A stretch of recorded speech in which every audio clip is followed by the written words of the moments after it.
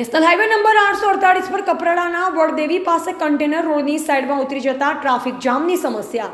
National highway number 848 પર કપરાડાના વડદેવી પાસે container રોડની સાઈડ પર ઉતરી જતા 2 દિવસથી ટ્રાફિક જામની સમસ્યા ઊભી થઈ છે, જેથી રાહદારીઓને પારાવાર મુશ્કેલીનો સામનો કરવો પડે છે.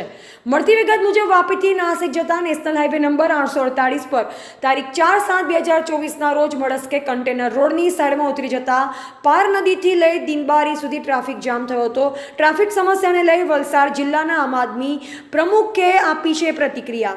રિપોર્ટર ચુનીલાલ ચૌધરી, ગ્રામીણ ટુડે ન્યૂઝ, વલસાડ. આમ આદમી પાર્ટી જિલ્લા પ્રમુખ જયેન્દ્ર ગાવિત ગઈકાલથી વલસાડ જિલ્લા કપરાડા તાલુકાના જે માંડવા ગામે જે વડદેવી ફળિયાની અંદર રોજના રોજ જ્યાં લોડિંગના ગાડી આવવા હોવાથી અને ત્યાં આકસ્મિક ઘટનાઓ વારંવાર બની રહી છે અને ઘણા લોકોના મૃત્યુ પણ થઈ રહ્યા છે. ત્યારે ગઈકાલથી જે ટ્રાફિક આપણે જોઈ રહ્યા છે, કપરાડાથી લઈને ધરમપુર સુધી, ધરમપુરથી નાના પોંડાથી થઈને જોગવેલ સુધીનો આખો રસ્તો બ્લોક થઈ ગયો છે અને જોગવેલમાં પણ એ જ પરિસ્થિતિ વારંવાર થયા કરે છે.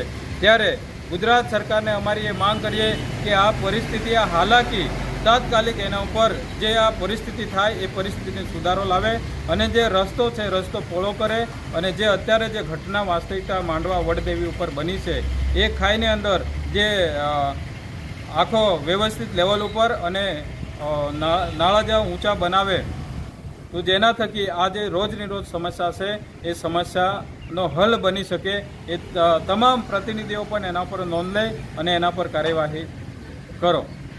તો વધુ સમાચારો માટે જોતા રહો ગ્રામીણ ટુડે ન્યૂઝ.